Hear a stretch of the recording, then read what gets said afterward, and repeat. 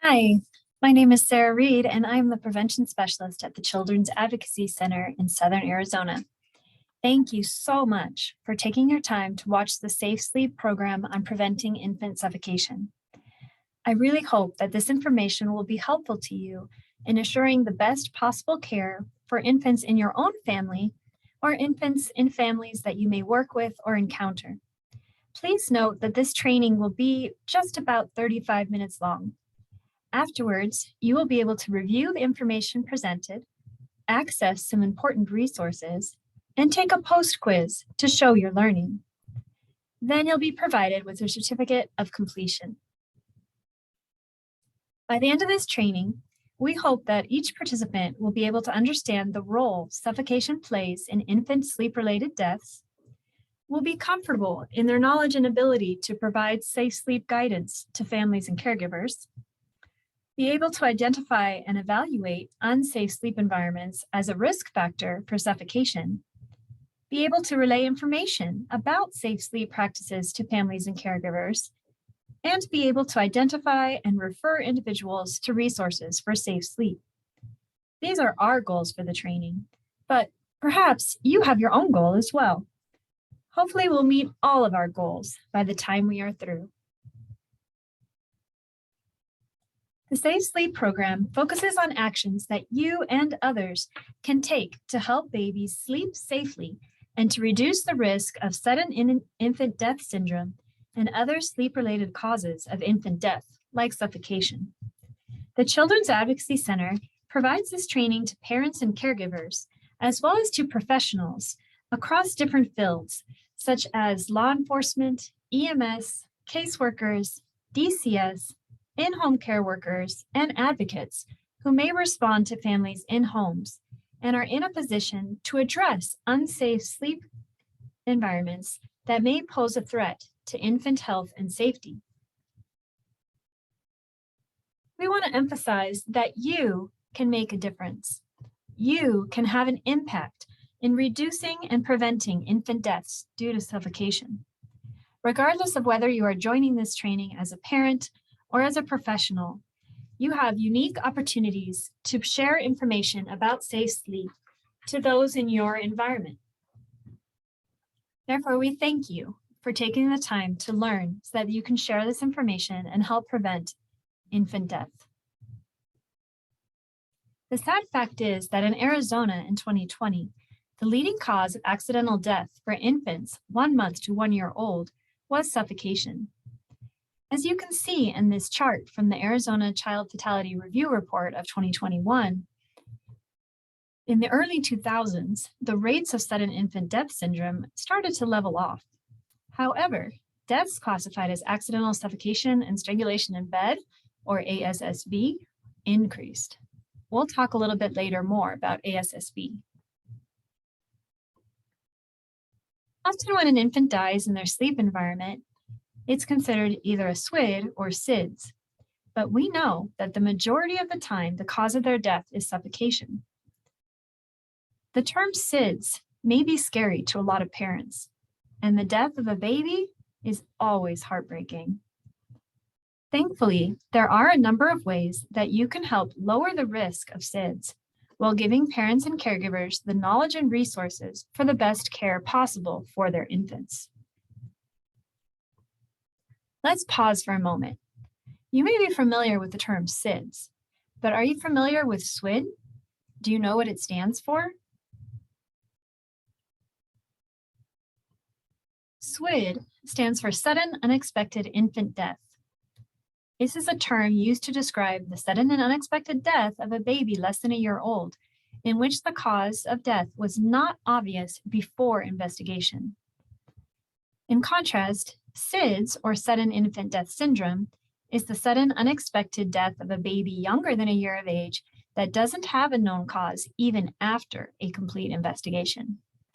We'll be using both of these terms as we move forward. In Arizona, a baby suffocates while sleeping every 7 days. In 2020, 64% of the infants who died were sharing a bed with adults and/or other children. Although healthcare providers and researchers don't know the exact causes of sudden infant death syndrome, or SIDS, research shows that parents and caregivers can help significantly reduce the risk of SIDS by practicing and providing safe sleep environments. Learning about SIDS and safe sleep for babies is important for all caregivers, not just parents. Also, grandparents, aunts, uncles, babysitters, childcare providers, anyone who might be caring for an infant.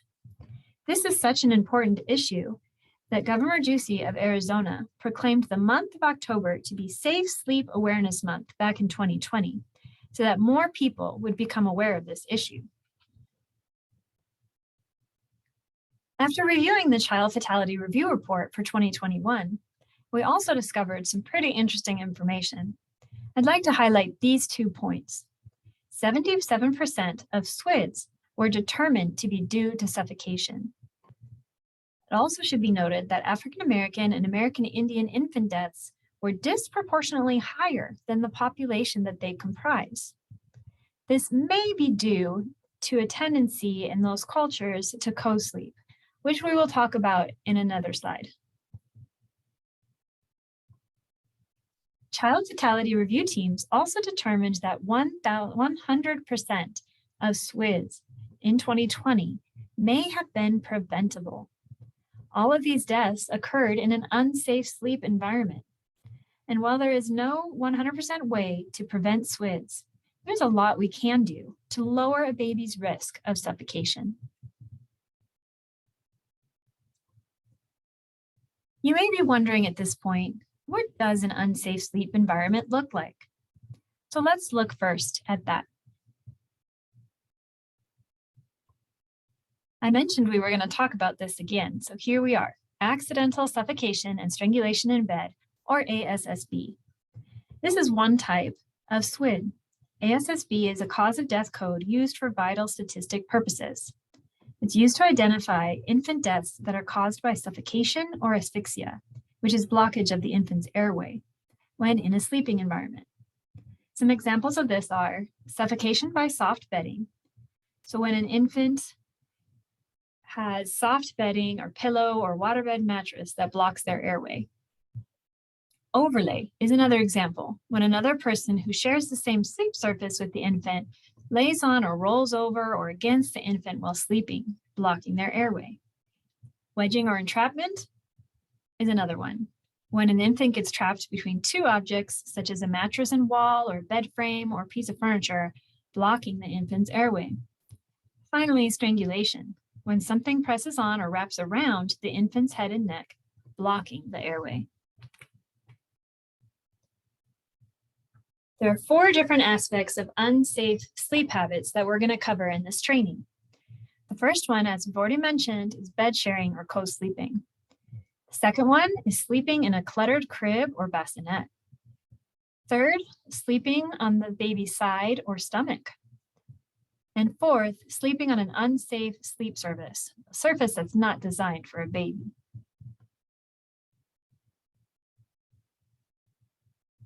First one, sharing a bed. The risk of death from bed sharing is higher than if baby sleeps in their own space. I'm going to read you 6 circumstances that increase this risk even further. If the baby is less than 4 months old, if the bed sharer smokes, or if the mother smoked during pregnancy, if the bed sharer is on sedating medication or substances, such as alcohol or illicit drugs, if the bed sharer is not the baby's parent, if bed sharing happens on a soft surface, such as a waterbed or a couch or an armchair, and if bed sharing happens with other children present, such as twins or siblings. We're going to show you a video now from the American Academy of Pediatrics about co-sleeping across cultures.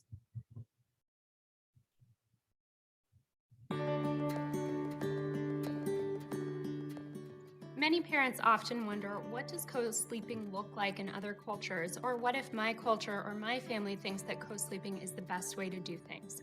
And that's a great question. So cross-culturally, there are substantial differences in how many children co-sleep with their parents, meaning sharing a room or even sharing a bed, futon, or mat. For example, studies have recently found that in Asian countries, for example, such as Thailand, Singapore, Hong Kong, or China, the majority of young children co-sleep with their parents, usually sharing the same sleep space. However, in the United States, people are less likely to co-sleep with their children, although some do. The most important thing to remember across cultures is that you should be able to co-sleep with your child if you want to do so, as long as it's safe. So if your child is under 12 months of age, carefully consider the risk for sudden infant death syndrome and other aspects of the sleep environment.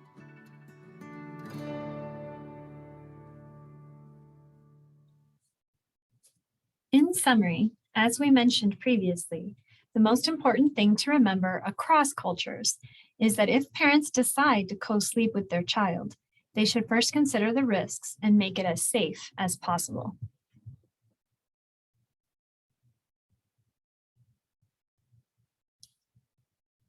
The baby's bed or bassinet should be free of soft objects, loose bedding, or any other objects that could increase the risk of entrapment, suffocation, or strangulation out of the baby's sleep area.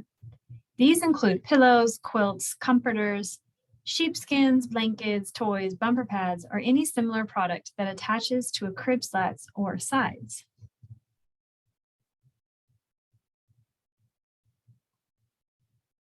Babies should never be placed on their side or stomach.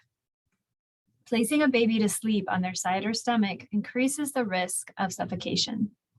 The side position is not considered safe anymore to sleeping as an alternative to sleeping on the back. Studies have found that the side sleep position is unstable and increases the chance that infants will roll over onto their stomachs, the sleep position associated with the highest risk of SIDS.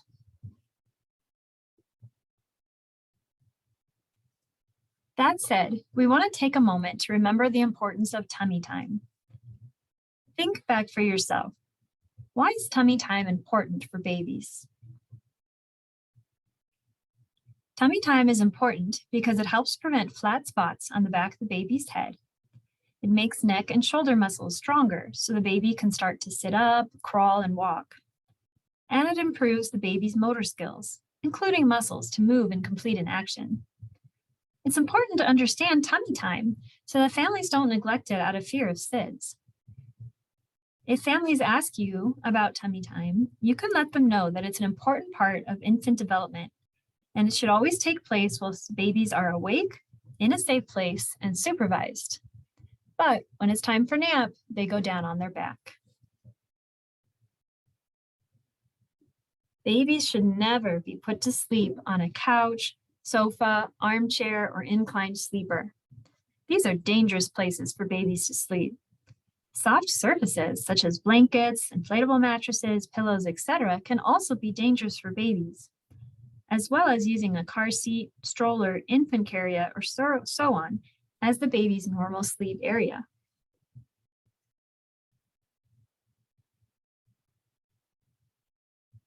Now that we've looked at an unsafe sleep environment, let's talk about what makes a safe sleep environment. How can we protect our babies from the risk of SIDS or other infant deaths by suffocation? These are the 4 recommendations that we make as the safest ways for babies to sleep. 1. Have a separate sleeping space for baby. 2. Give babies space to breathe. 3. Place babies on their back every time. 4. Place babies to sleep in a crib or bassinet. And 5. The safe sleep environment should be smoke-free. You may have heard of the ABCs of safe sleep before. We're going to watch a short video on the next slide as a reminder of the ABCs of safe sleep. I will warn you though, this can be a hard video to watch, especially if you have personally been affected by SIDS. We encourage you to take a break if needed, or do whatever else you need to do to self-care. In 2017, 83 Arizona infants died in unsafe sleep environments. It wasn't abnormal for her to sleep 3 hours. So when I went in to get her and I found a levy over her face, I even at that point just said, "Oh, silly girl," and pulled it off. And then I realized that something was wrong. He was at a babysitter's house, and he went down for his morning nap, and he didn't wake up. My daughter, Violet Grace, was asleep with her dad. I was at work, and I got a phone call that she wasn't breathing, and she had passed away. A lot of different people will watch your child, so make sure you're also educating them, and don't be afraid to speak up with caregivers, with grandparents. Tell them, just there's nothing, there's no downside to saying, my baby sleeps on their back. Always practice the ABCs of safe sleep: alone, on their back, and in a crib. This message is from the Arizona Department of Child Safety. So again, the ABCs of safe sleep are alone, on their back, and in a crib.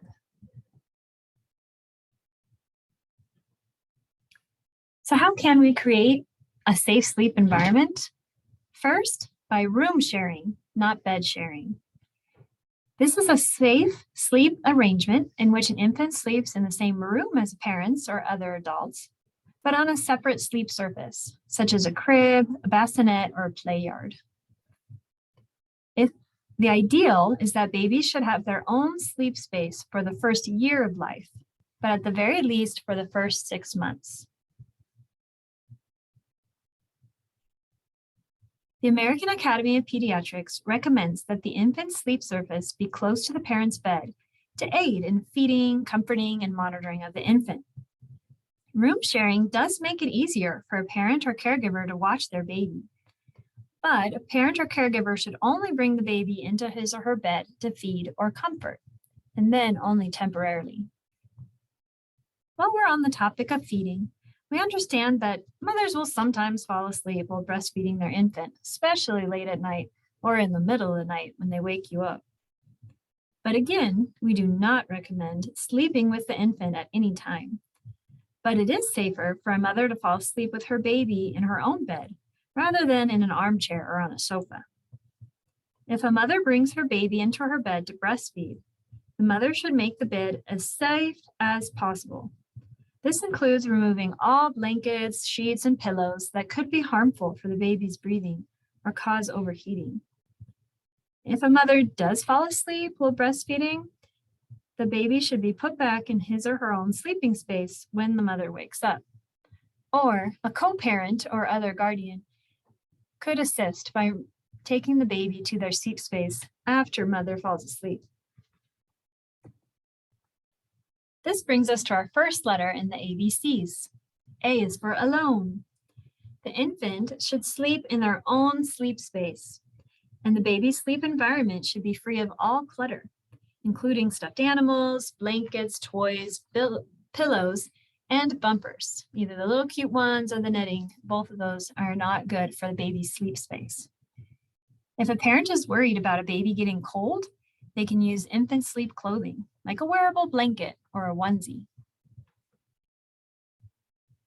The next letter, B, stands for on my back. The infant should always be placed to sleep on her back, never on her stomach or her side.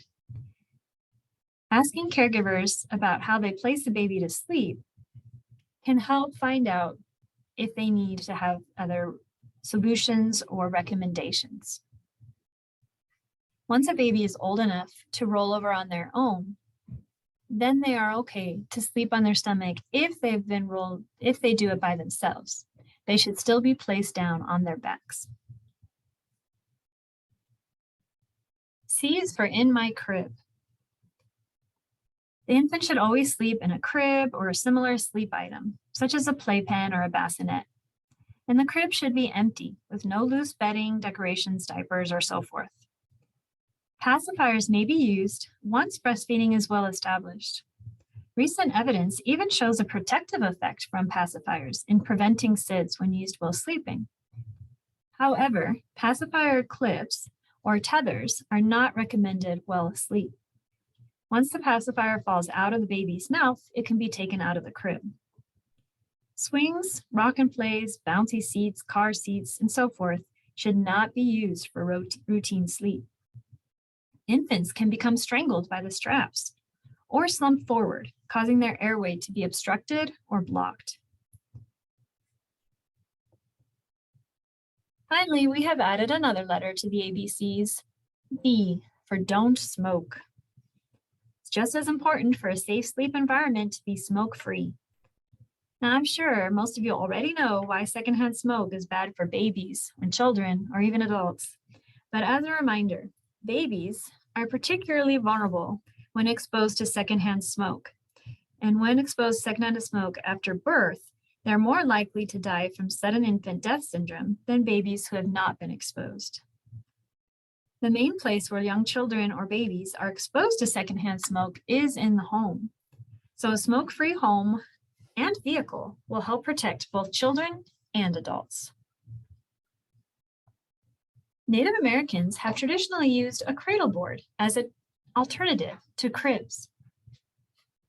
Cradle boards are widely used and are handmade framed flat baskets where the baby can spend much of his or her first year. The baby's placed on their back and swaddled. Native teachings say that the cradle board is to be kept in a safe and visible location. It helps the child's skeletal development, strengthening the neck muscles, and allows the infant to be visually and emotionally stimulated by their environment and their family.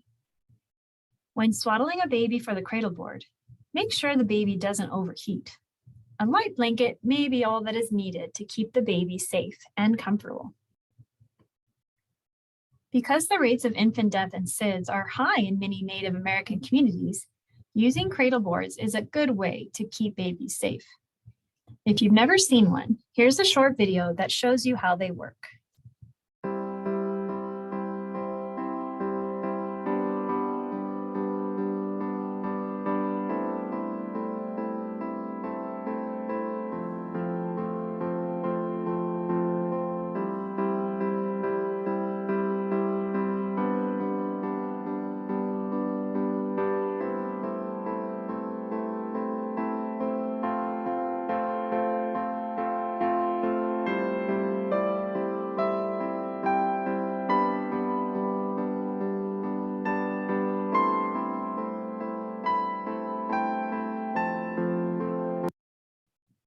He's a cutie, isn't he? All the practices we have discussed today can help to lower the risk of accidental suffocation. Not all caregivers follow these recommendations, so we can help by being educators in our community to help put an end to unsafe sleep.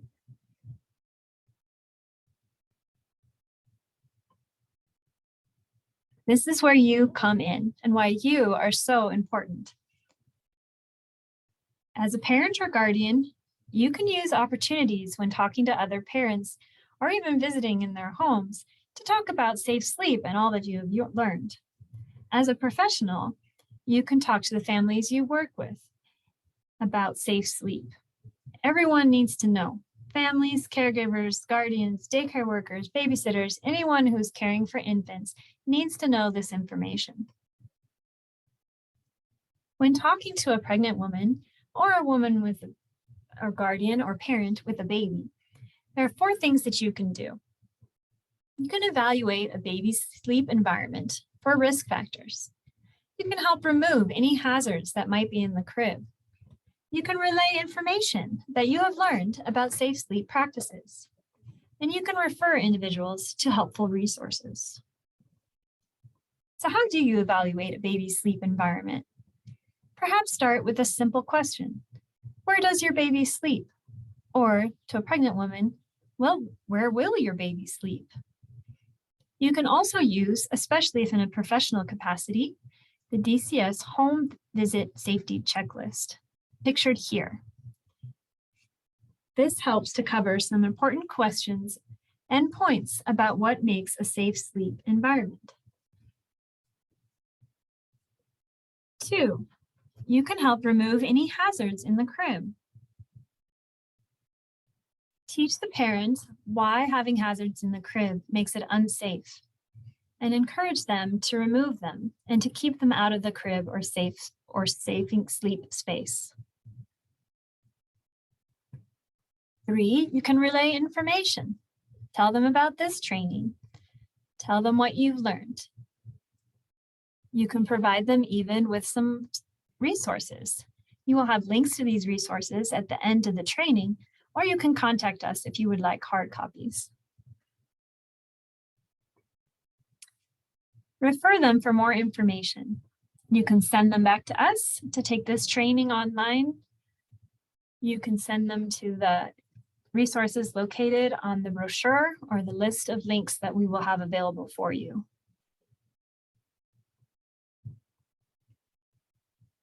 Here in Tucson, where the Children's Advocacy Center is located, we have baby boxes available for any individual or organization that would like to have them.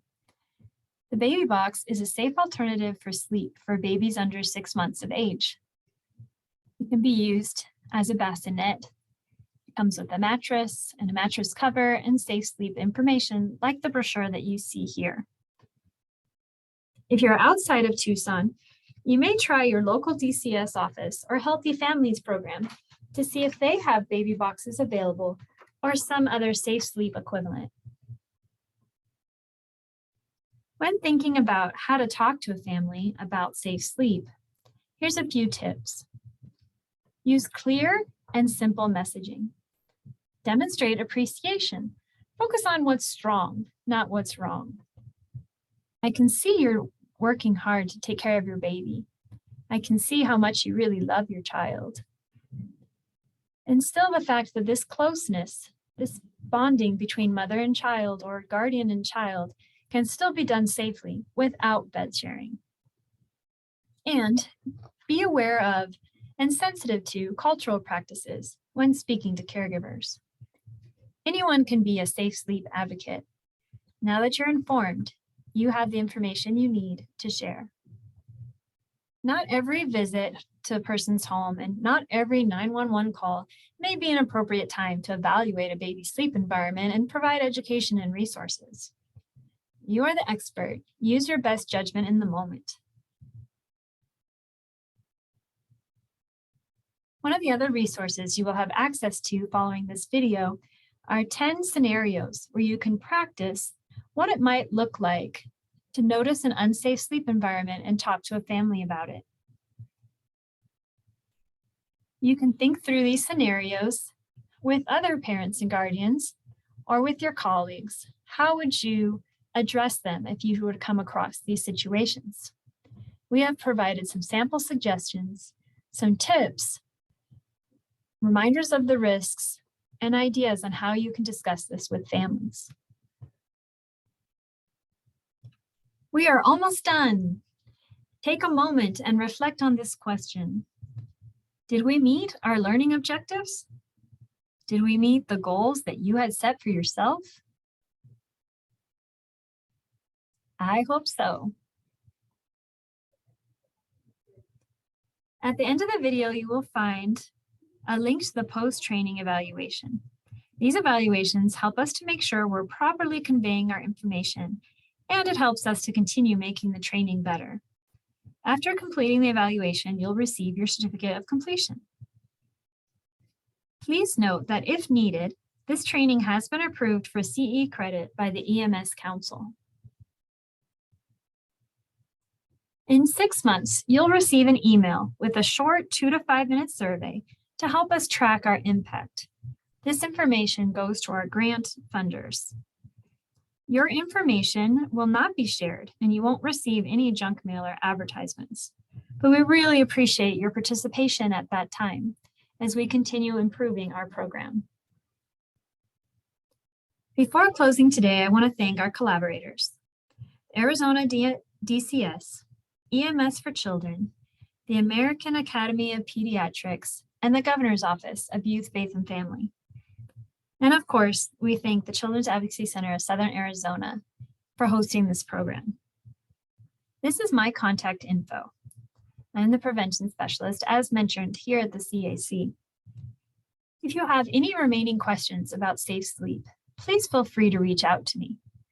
Also, if you would like hard copies of any of the resources that I described in the training, please email me and I can mail them to you. Unfortunately, we're not able to mail the baby boxes because they're large and heavy and don't fit well into a box. But if you're outside of Tucson and would like assistance in trying to find one in your area, you can email me about that as well. Finally, just my great thanks and appreciation for taking your time to complete this training and to learn this valuable information. I hope that it was helpful to you and that you'll be able to use it to spread the word about safe sleep to protect infants all across Arizona and in every one of your environments. Thank you and have a good day.